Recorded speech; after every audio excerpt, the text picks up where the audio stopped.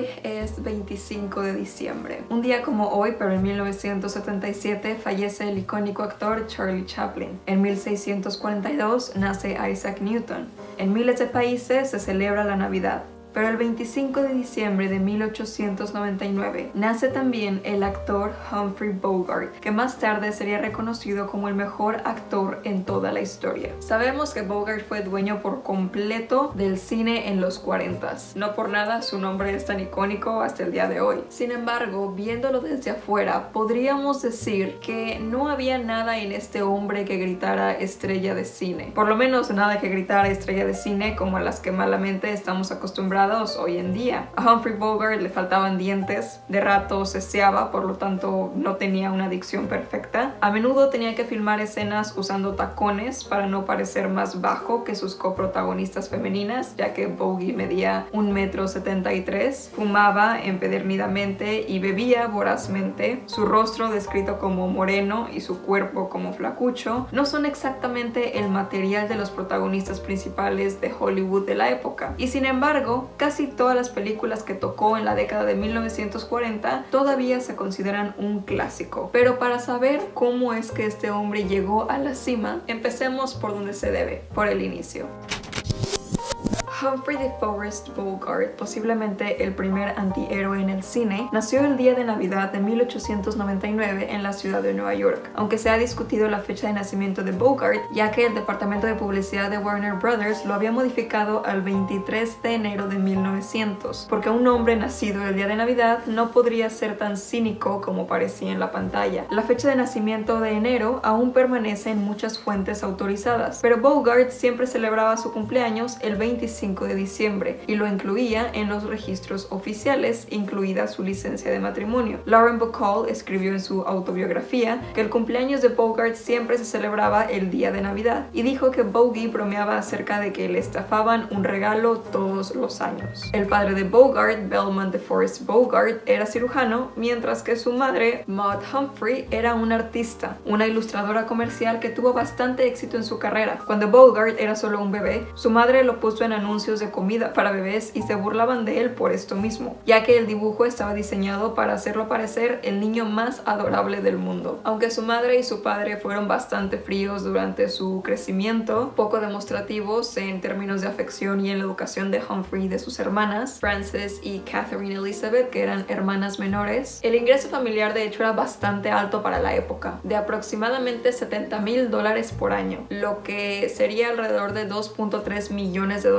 hoy por hoy. Este salario les permitió a los Bogart vivir prácticamente de lujo. Sin embargo, el trabajo de la mamá como artista recibió más remuneración que la práctica del papá de ser cirujano, lo que provocaba algunas fricciones en la casa. Bogart fue enviado a numerosas escuelas prestigiosas, incluidas Trinity School y Phillips Academy. Tuvo malos resultados al principio de su carrera académica y abandonó la Academia Phillips después de solo un semestre tras reprobar 4 de 6 cursos. Sus padres esperaban que Bogart fuera a la Universidad de Yale, pero con sus malas notas eso ahora estaba fuera de discusión. Sin una dirección clara, Bogart se enlistó en la Armada de los Estados Unidos en 1918 y sirvió en Europa con distinción y finalmente dejó el servicio en junio de 1919. Cuando Bogart regresó a casa, descubrió que la fortuna familiar había disminuido un montón. Su padre ahora estaba enfermo y gran parte del dinero familiar se había perdido en malas inversiones. Bogart trabajó como empleado de correos y tuvo por ahí otros trabajos ocasionales hasta que finalmente llegó al teatro. Y aquí comenzó a trabajar como director de escena y actor secundario. Descubrió finalmente que le gustaba la actuación. Al negarse a tomar lecciones de actuación, Bogart aprendió actuando en tantos espectáculos como pudo, asumiendo cualquier papel disponible. A menudo aparecía como un joven, ya fuera un interés amoroso menor o un segundo protagonista, y comenzó a recibir críticas favorables por su trabajo, aunque luego sostuvo que despreciaba sus primeros papeles. Durante este periodo también encontró el tiempo suficiente como para casarse 2 veces. Primero con la actriz Helen Menken de 1926 a 1927 y luego con la actriz Mary Phillips de 1928 a 1937. El matrimonio con Menken prácticamente terminó antes de comenzar, pero Phillips y Bogart siguieron siendo amigos incluso después de su divorcio, causado por el traslado de Bogart a Hollywood Hollywood, mientras que Phillips quería permanecer en Nueva York y trabajar en el teatro. Cuando Broadway quedó un poco en el olvido después del colapso de 1929, Bogart comenzó a meterse seriamente en la industria cinematográfica, que en ese momento estaba ubicada tanto en Long Island como en Hollywood. Con su dicción inmaculada, los actores de Broadway eran muy solicitados en el inicio de la era del cine sonoro. Entonces Bogart hizo su primera película en Nueva York con The Dancing Town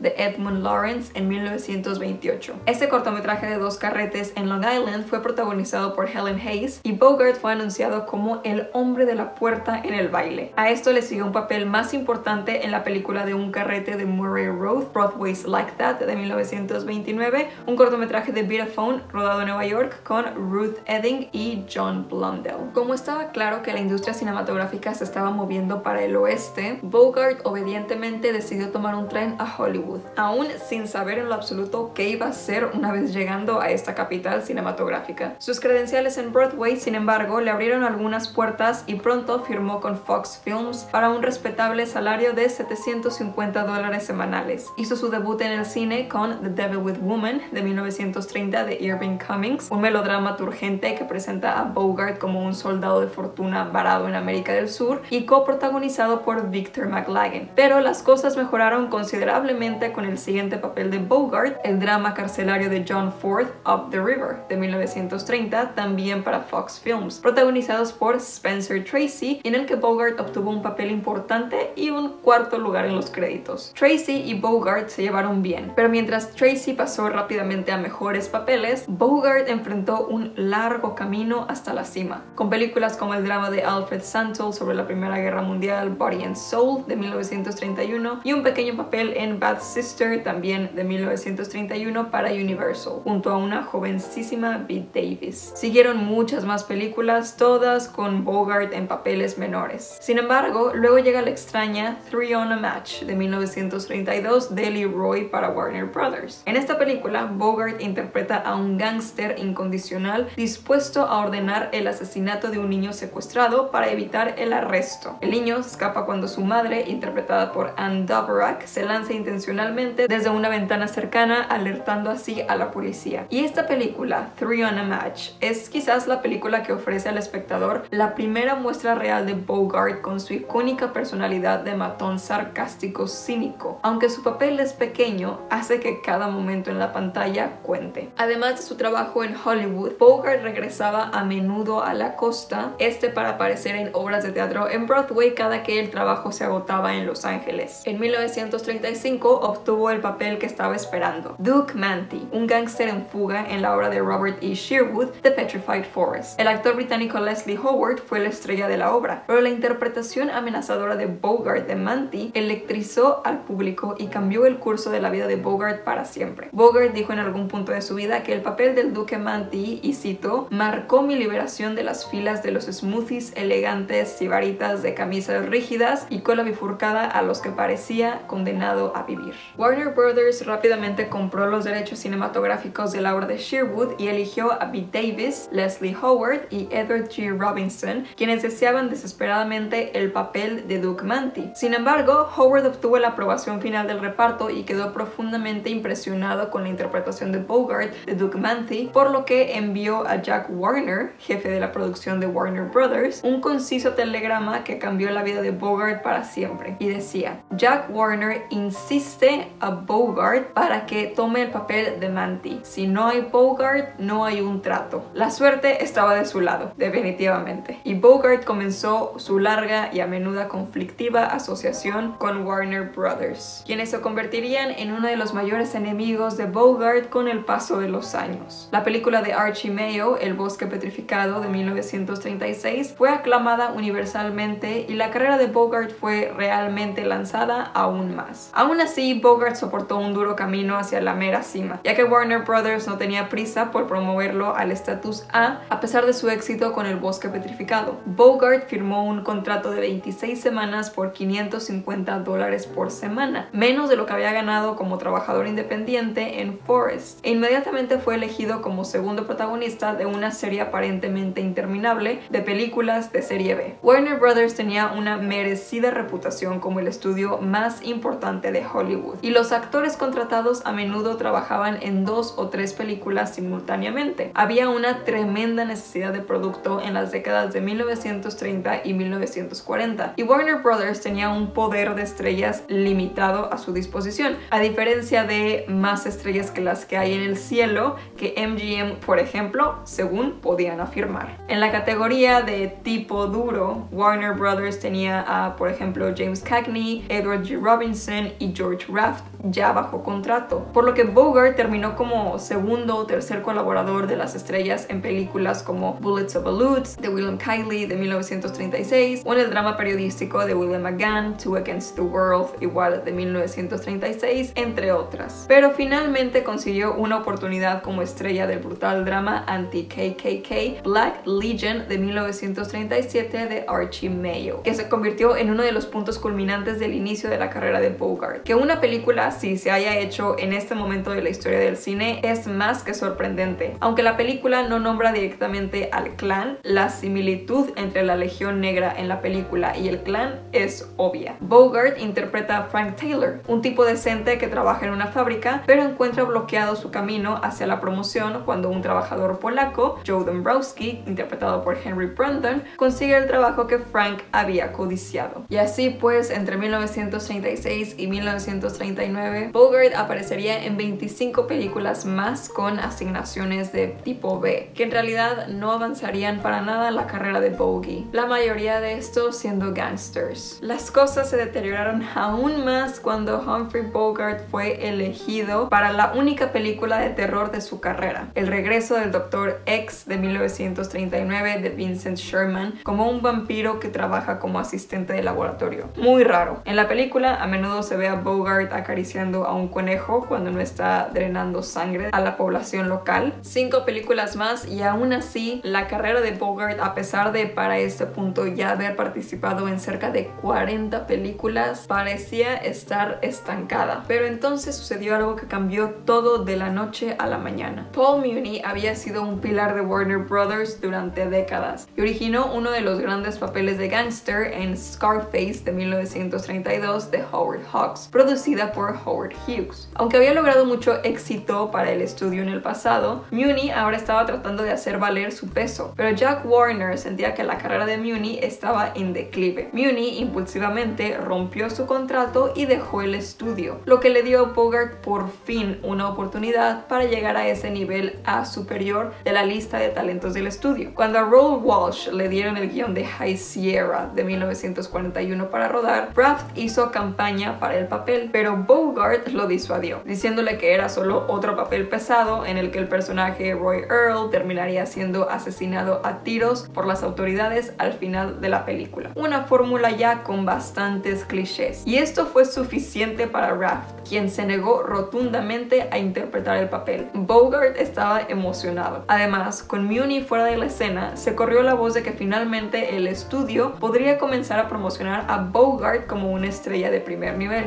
Sin embargo, algunos jefes del estudio aún se resistieron a la campaña de preparación, como Bogart descubriría. High Sierra fue una película inteligente para variar, con una profundidad narrativa que no suele encontrarse en las películas policiales. Su trama sigue a un criminal que se ve involucrado en un robo de joyas en una ciudad turística de la Sierra Nevada de California, junto con una joven ex bailarina. Y la mascota de Bogart en la película es de hecho el perro mascota de Bogart en la vida real, llamado Zero. Sin embargo, después de este éxito, Bogart volvió otra vez a hacer muchas películas de serie B. Pero luego vino otra oportunidad para ahora sí solidificarse como actor del estatus A. Y esto es con The Maltese Falcon de 1941, la primera película de John Huston como director. Una vez más a Raft se le ofreció el papel primero, pero una vez más lo rechazó. Mucho se ha dicho sobre The Maltese Falcon, una película modesta con un presupuesto de $318,000 y un calendario de rodaje ajustado. Con Bogart como Sam Spade, el famoso detective privado, la película era un misterio muy cerrado con una traición tras otra. La cinta culmina con una secuencia final en el apartamento de Spade con todos los protagonistas que abarca 35 páginas sólidas de nada más y nada menos que puro diálogo. Huston solicitó y consiguió un día completo de ensayo antes de rodar dicha secuencia, lo que valió la pena. La película se terminó en 34 días, 2 días antes de lo previsto y por debajo del presupuesto. Esta cinta se estrenó con excelentes críticas hasta el punto de que Jack Warner pensó brevemente en contactar a Dashiell Hammett para ver si podría escribir una secuela. Afortunadamente estos planes fueron abandonados. Como hemos visto, por alguna razón Bogart ya se estaba empezando a encasillar en este tipo de papeles del tipo duro, a pesar de que una ráfaga de viento lo podría haber derribado. Creo que en realidad se trataba de la forma en que hablaba y se comportaba, que de alguna manera daba la impresión cuando aparecía en la pantalla de que era una fuerza de la naturaleza más grande que la vida, inamovible como el mar y que con una mirada te podía matar. La gente de la época imaginaba que era un tipo duro y en eso se convirtió. Esa es la alquimia del cine, supongo. The Maltese Falcon es considerada con razón una de las mejores películas de todos los tiempos. También se considera generalmente una de las primeras películas del género del cine noir. Todos los elementos clásicos están ahí. La dura narrativa del crimen, la femme fatale, el uso cuidadoso de luces y sombras para sugerir un mundo perdido en un vacío moral e inundado de cinismo, lo tiene todo. No es solo una película entretenida, es un hito cultural y cinematográfico que ejercería una inmensa influencia en la dirección creativa posterior de Hollywood en las décadas de 1940 y 1950 y mucho más allá. Y en el corazón de esta película estaba Humphrey Bogart, anclando todo con su personaje de detective nasal, monótono, franco, sarcástico y duro. Y 1941 fue un gran año para Bogey y continuó aún mejor en 1942 con Casablanca, junto a Ingrid Bergman. Muchos fans del Hollywood clásico argumentarán que Casablanca es el mejor guión jamás escrito, con muchas líneas inmortales como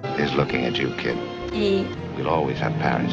Casablanca es perfectamente representativa del estándar de oro para la escritura de guiones en el Hollywood de 1942. Es lo que Hollywood consideraba perfecto y lo que Estados Unidos esperaba de la fábrica de sueños de Hollywood. Una historia de romance, intriga y chistes en tiempos de guerra, narrada por un protagonista que de alguna manera logró controlar la pantalla con el simple acto de su existencia. Si bien me encantaría hablar a detalle de cada película exitosa de Bogart, creo que cada una de estas merece su propio video y análisis. Casablanca ganó más premios y ganó más dinero que The Maltese Falcon. Humphrey Bogart era finalmente una verdadera estrella de cine. Después de esto entró en una fase de colaboración de 4 películas protagonizadas por Lauren Bacall, durante las cuales se enamoraron y se casaron. Esto después de que Bogart se divorciara de su entonces esposa, Mayo Method. Su matrimonio con Mayo fue bastante caótico. Mayo era una mujer vivaz y amigable cuando estaba sobria, pero paranoica y agresiva cuando estaba borracha. Se convenció de que Bogart le era infiel y se separaron. La bebida de Method aumentó y arrojaba plantas, vajillas y otros objetos a Bogart. Le prendió fuego a la casa en una ocasión, lo apuñaló con un cuchillo y se cortó varias veces las muñecas. La prensa los llamó los Battling Bogarts o los Bogart luchadores. Mayo finalmente fallecería en 1951 de alcoholismo agudo. Bogart continuó enviando flores a la cripta de Method hasta su muerte en 1957. El chiste es que después de este divorcio, por fin empezó así el romance probablemente más icónico en toda la historia de Hollywood. Bogart tenía 46 y Bacall 21 al momento de su matrimonio, y permanecerían juntos hasta la muerte de Bogart. Probablemente la película más famosa de estas colaboraciones fue la primera, To Have and Have Not, basada en la novela de Ernest Hemingway, estrenada en 1944 y dirigida por Howard Hawks. La química entre Bacall y Bogart era inconfundible. Se ejemplifica en la famosa escena del silbido, donde pronuncia la siguiente frase que roba la escena. You know how to whistle, don't you, Steve?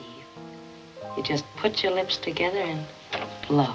Había tanto subtexto y significado incrustado en la forma en que expresaron las líneas y la forma en que sus intercambios se convirtieron en un juego verbal del gato y el ratón, que solo podrías entender por qué diferentes lecturas de líneas son tan buenas si miras la película. La tensión romántica es fenomenal y clásica, y eso es lo que hizo que sus películas juntos fueran tan convincentes y amadas por el público. Bogart se convirtió en padre a los 49 años cuando Bacall dio a luz a su primer hijo Stephen Humphrey Bogart en 1949. Su hija Leslie Howard Bogart nació en 1952 y ambos nombres de los niños son en honor a personajes de coprotagonistas en películas de Bogey. Bogart terminó la década de 1940 con un par de películas más junto con Bacall, como The Big Sleep, otra película de cine negro dirigida por Howard Hawks y conocida por ser una de las películas más difíciles de seguir el hilo. Necesitas un lápiz y una hoja para seguir la historia, y personalmente creo que tiene una de las escenas más sexys de toda la historia, hecha de una manera tremendamente elegante y sutil. Y los hits siguieron llegando. John Huston volvió a dirigirlo en The Treasure of the Sierra Madre de 1948, y en 1951 Bogart protagonizó su último éxito, The African Queen, dirigida una vez más por John Huston. Actuando junto a Katharine Hepburn, Bogart ganaría su primer y único Oscar por esta película. Después de The African Queen, Humphrey Bogart puso fin a su serie de éxitos y fallecería unos años después.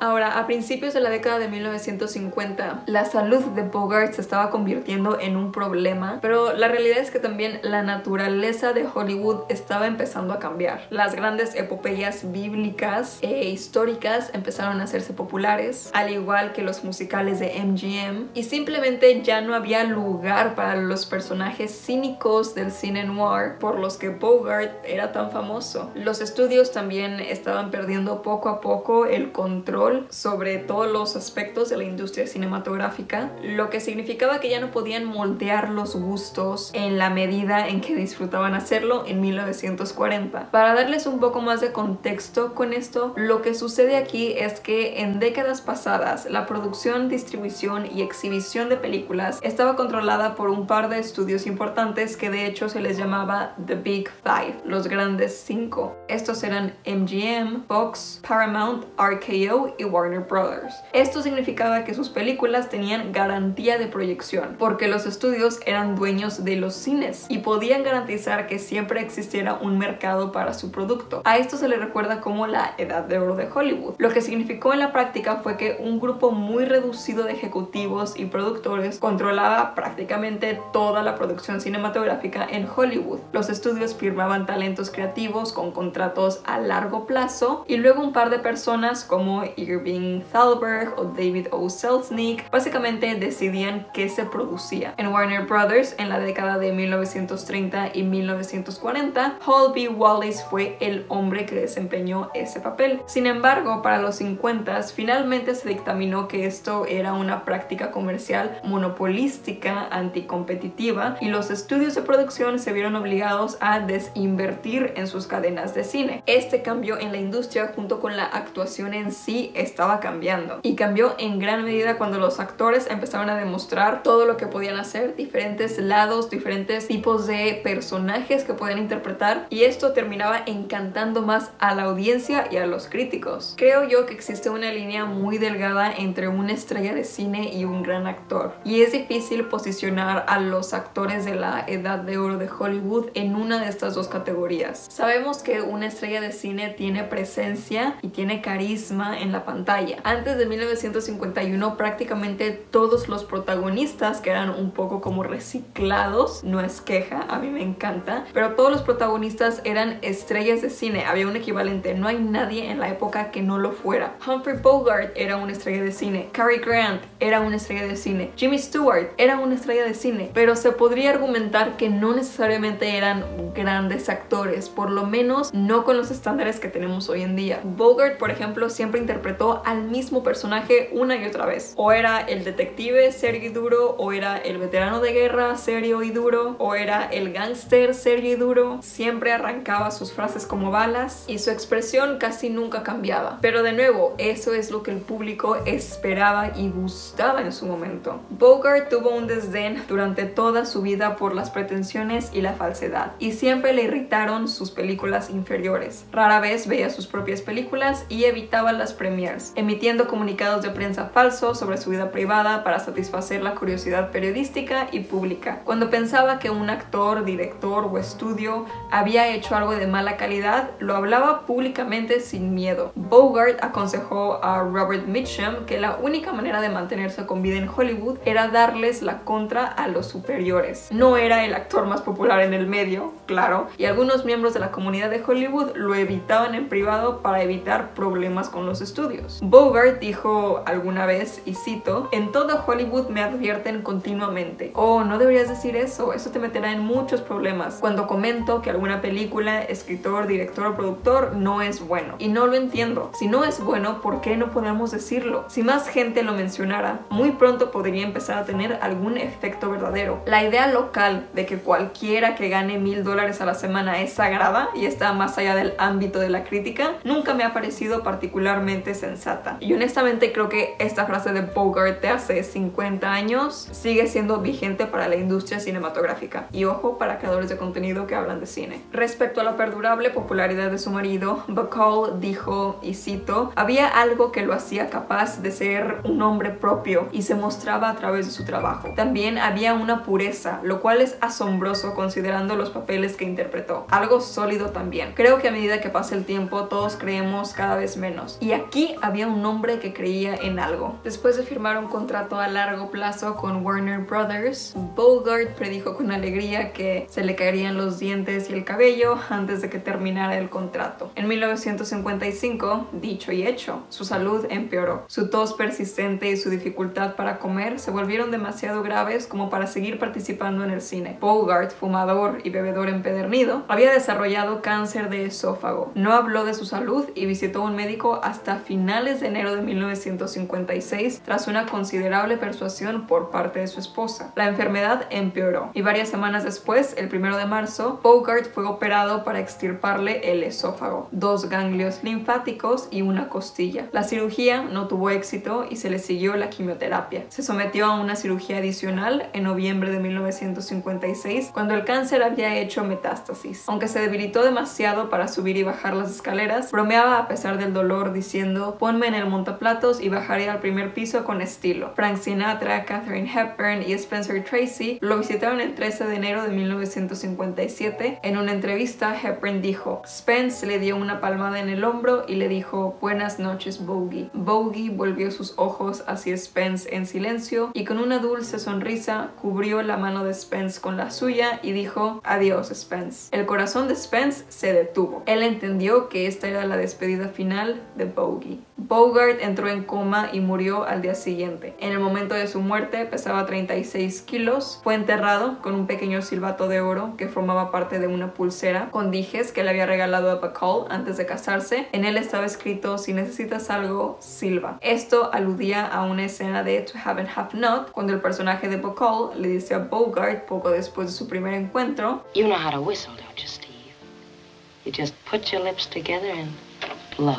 Aunque lamentablemente dicho dije con pulsera se acaba de vender en una subasta hace unos meses. Se cree que sus últimas palabras fueron "Adiós, niña, date prisa en volver", dichas a su esposa Lauren Bacall cuando ella dejaba su cama del hospital para recoger a sus hijos de la escuela, lo cual es tremendamente sentimental si saben el peso que tiene la palabra kid en la historia de Bogart. Bogart es un personaje verdaderamente interesante en la historia del cine porque el cinismo en los personajes de Bogart no era cinismo puro, sino que era una armadura emocional para el verdadero hombre empático y sensible que hay dentro. Pero ¿cómo es que Bogart nos hace saber que hay un hombre con sentimientos y con dolor por dentro? En su mirada. Las expresiones faciales y la mirada de Bogart son tremendamente poderosas que nos dejan entrar solo lo suficiente para ver apenas lo necesario para empatizar con aquel gángster o aquel detective duro o aquel hombre que rechaza a sus intereses amorosos una y otra vez. Él era una inspiración para el tipo promedio, aquel que no era ni tan alto ni tan atractivo, y les decía que tal vez podrían ganar por una vez en su vida, con fuerza de voluntad e integridad. Esa es la idea potente que transmite todo lo que Bogart fue en Hollywood. Se podría decir que Bogart es el ícono definitivo. Hay algo en él que hace imposible quitarle los ojos de encima. Siempre es más genial y duro que todos los que le rodean, pero puedes sentir su sensibilidad. Siempre quieres saber más sobre él. Cuando ves a Bogart en la pantalla grande, es imposible olvidarlo porque simplemente es así de mágico el peso que tiene en dicha pantalla. Bogart es adictivo. Cada vez que veo una película con él, inmediatamente tengo que ver 10 más con él, porque es que sobresale y te atrapa incluso en la escena más pequeña. Creo yo que es prácticamente la definición de presencia y carisma en pantalla. Bogart siempre expresaba tranquilidad. Estaba vestido de una manera que era el pináculo del estilo y de la moda, siempre con una bebida y un cigarrillo en mano. Tenía un estilo y sustancia de la idea de masculinidad y construyó una imagen que inspiraría al público. La dureza de Bogart no se manifiesta en forma de fuerza física, sino más bien de una dureza emocional, donde los hombres deben dejar de lado los sentimientos y los deseos por lo que se requiere. Se convirtió en todo lo que se suponía que debía de ser el hombre estadounidense en su momento. Un tipo duro que podía lanzar un puñetazo, beber un poco de ginebra, fumar sin parar, siempre verse bien con un traje, pero ser lo suficientemente tierno, emotivo y empático como para dejar que su chica consiguiera otro chico porque él sabe que él no es lo suficientemente bueno para ella, para así siempre hacer lo correcto. Nadie puede infundir un sentido de confianza y de fe como Bogart, y su rudo encanto lo convierte en un gángster arquetípico, un jefe de la mafia despiadado, un detective que ve por sus intereses propios, pero también un hombre sensible con un sentido humano y equilibrado desde la moralidad. Bogart es un símbolo profundamente arraigado en la historia del cine en las estrellas de Hollywood. Es el Olimpo de los grandes. La expresión de Bogart es dura y dulce al mismo tiempo porque es la de un hombre que sufre y aún así consigue mantenerse siempre intacto. Hoy, Humphrey Bogart es una de las estrellas más reconocidas en la historia del cine, considerado como el mejor actor de todos los tiempos por el American Film Institute. La frase "Here's looking at you, kid" de Casablanca se ha convertido en un eslogan perdurable. 66 años después de su muerte, su mejor trabajo sigue tan fresco como siempre. ¿Pero por qué? Porque incluso en sus películas menos interesantes, Bogart siempre abordó cada línea con convicción y sentido de realismo. Duro, insolente, inteligente, agudo, confiado, áspero en los bordes. Este era el Bogart que el público conocía y amaba. Él se inventó a sí mismo. Nunca tomó lecciones de actuación, pero no las necesitaba. Más bien, miró adentro de sí mismo y encontró su verdadera personalidad en la pantalla. Y luego la persiguió película tras película, moldeándose hasta convertirse en un personaje único en la historia del cine.